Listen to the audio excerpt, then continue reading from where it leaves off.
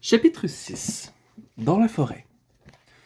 J'espère que la MacCready se dépêchera d'emmener tous ces gens, dit bientôt Susan, car je commence à avoir des crampes horribles. Ouf, et quelle infecte odeur de camphre, dit Edmund. Je pense que les poches de ces manteaux en sont remplies, expliqua Susan. Cela éloigne les mythes. Il y a quelque chose qui me pique le dos, s'exclama Peter.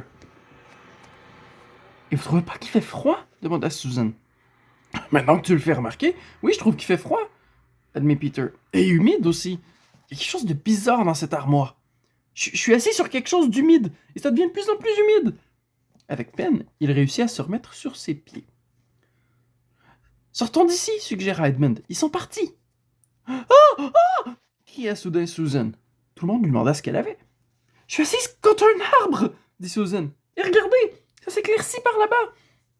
T'as raison, constata Peter. Et regardez, il y a des arbres partout. Il y a cette chose humide, c'est de la neige. Eh ben, je crois que nous avons fini par rentrer dans la forêt de Lucy. À présent, on ne pouvait plus s'y tromper. Les 4 enfants clignaient des yeux face à la clarté d'une journée hivernale. Derrière eux, il y avait des manteaux suspendus au crochet. Devant eux, il y avait les arbres couverts de neige. Peter se tourna aussitôt vers Lucy. « Excuse-moi de ne pas t'avoir cru, dit-il. Je suis désolé. Serrons-nous la main, veux-tu? » « Bien sûr, dit Lucy en lui tendant la sienne.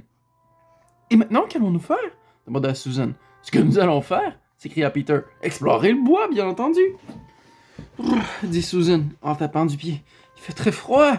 Si nous mettions quelques-uns de ces manteaux... »« Ben, ils sont pas à nous, objecta-t-il. »« Je suis certaine que personne s'en souciera, remarqua Susan. C'est pas comme si nous voulions les emporter hors de la maison. Ne sortons même pas de l'armoire. »« J'y avais pas pensé, reconnut Peter. Maintenant que tu le présentes de cette façon, je comprends. Naturellement.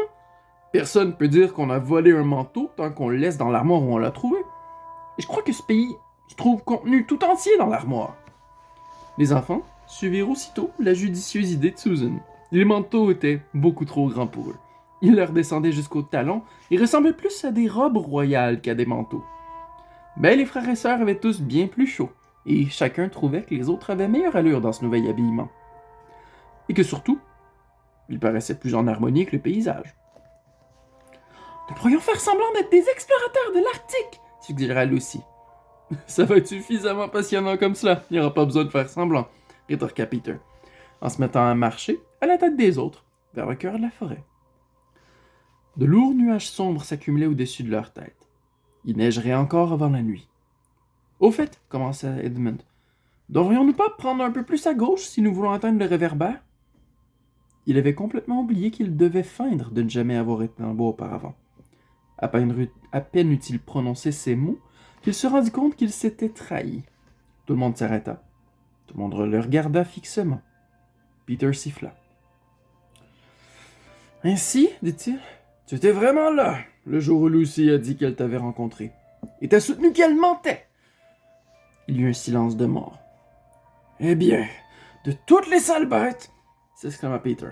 Puis il haussa les épaules. Et n'ajouta pas un mot. En effet, il n'y avait rien à ajouter. Les 4 enfants se remirent en route. Mais Edmund se disait en lui-même « Vous me le paierez, espèce de petit poseur prétentieux et puant !»« Et maintenant, où allons-nous » demanda Susan, qui voulait changer de sujet. « Je pense que Lucy devrait être notre guide, » répondit Peter. « Elle le mérite bien. »« Où vas-tu nous emmener, Lucy ?»« Si nous allions voir Monsieur Tomnas, » proposa Lucy. « C'est l'aimable faune dont je vous ai parlé. » Chacun approuva, et les voilà partis, marchant avec entrain et tapant fort des pieds. Tout d'abord, Lucy se demanda si elle serait capable de retrouver son chemin, mais elle reconnut ici un arbre bizarre, et là, une souche, et elle conduisit ses frères et sœurs dans la partie du bois où le terrain devenait capricieux, puis au fond du petit vallon, et enfin devant la porte de la caverne de M. Tomnas. Mais là, une effroyable surprise les attendait. La porte avait été arrachée de ses gonds et cassée en morceaux. À l'intérieur, la caverne était sombre et froide, et exhalait cette odeur, cette impression d'humidité que dégage habituellement une maison inhabitée depuis plusieurs jours. La neige s'était engouffrée par la porte et amoncelée sur le sol, se mêlant à des choses noirâtres, dans lesquelles les enfants reconnurent des morceaux de bois calcinés et les cendres provenant du feu. Apparemment, quelqu'un les avait jetés à travers la pièce, puis les avait piétinés pour les éteindre. La faïence gisait en miettes sur le sol, et le portrait du père du faune avait été lacéré avec un couteau. C'est plutôt raté, ricana Edmund. Ça servait à rien de venir ici. Qu'est-ce que c'est? Dit Peter en se baissant. Il vient de remarquer un morceau de papier qui avait été cloué au sol à travers le tapis. Y a-t-il quelque chose d'écrit? Demanda Susan. Ah oui, je crois, répondit Peter. Mais je peux pas lire. Il n'y a pas assez de lumière ici. Allons dehors! Ils sortirent tous à la lumière du jour et se pressèrent autour de Peter qui lut à haute voix les mots suivants. L'ancien occupant de ces lieux, le faune Tomnos, a été arrêté et il attend son procès. Il est accusé de haute trahison envers sa majesté impériale jadis, reine de Narnia, châtelaine de Cair Paravel, impératrice des îles solitaires, etc. Il est également accusé d'avoir réconforté les ennemis de ladite majesté, d'avoir hébergé des espions et d'avoir fraternisé avec des êtres humains. Signé Maugrim, chef de la police secrète. Vive la reine. Les enfants se regardèrent, ébahis.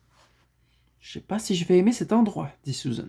« Qui est cette reine, Lucy? » interrogea Peter. « Est-ce que tu sais quelque chose à son sujet? »« C'est pas du tout une vraie reine, » répondit Lucy. « C'est une horrible sorcière, la sorcière blanche. Tout le monde, tous les habitants du bois la haïssent. Elle a jeté un sort sur le pays tout entier, si bien que c'est toujours l'hiver ici, mais jamais Noël. » Je me demande si ça vaut la peine d'aller plus loin, remarqua Susan. « Je veux dire, l'endroit ne semble pas très sûr, et je pense pas que ce sera très amusant.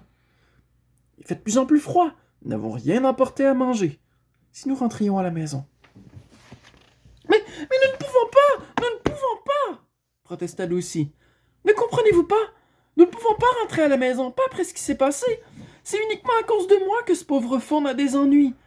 Il m'a caché pour que la sorcière ne me trouve pas, et il m'a indiqué le chemin du retour. Voilà ce que signifient les expressions « réconforter les ennemis de sa majesté » et « fraterniser avec les êtres humains. Nous devons absolument essayer de le délivrer. »« Beau programme, » persifla Edmund, « alors que nous n'avons rien à manger. »« Oh, tais-toi, » coupa Peter, qui était toujours très fâché. « Qu'en penses-tu, Susan? »« J'ai l'horrible impression que Lucy a raison, » répondit Susan. « J'ai pas envie de faire un pas de plus, et j'aimerais ne jamais être venu ici. Mais je pense que nous devons essayer de faire quelque chose pour monsieur je ne sais qui, je veux dire, pour le fond. » « C'est également mon impression, » dit Peter. « Seulement lui ne pas avoir de nourriture avec nous. J'aurais bien proposé de rentrer à la maison pour prendre quelque chose dans le garde-manger. Seulement, il me semble qu'on n'ait pas beaucoup de chance de rentrer dans ce pays une fois qu'on l'a quitté. Je pense donc que nous devons continuer. »« Nous aussi !» dirent les deux petites filles. « Si seulement nous savions où ce malheureux est emprisonné, » soupira Peter. Ils étaient tous en train de se demander ce qu'il fallait faire, lorsque Lucy s'écria « Regardez! Voici un rouge-gorge, avec des plumes vraiment cramoisies. C'est le premier oiseau que je vois ici.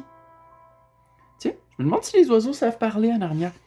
On dirait qu'il a envie de nous dire quelque chose. » Elle se tourna alors vers le rouge-gorge et dit « S'il vous plaît, pouvez-vous nous indiquer où Tomnos le faune a été emmené? » En prononçant ces mots, elle fit un pas vers l'oiseau. Il s'envola aussitôt, mais guère plus loin que l'arbre suivant.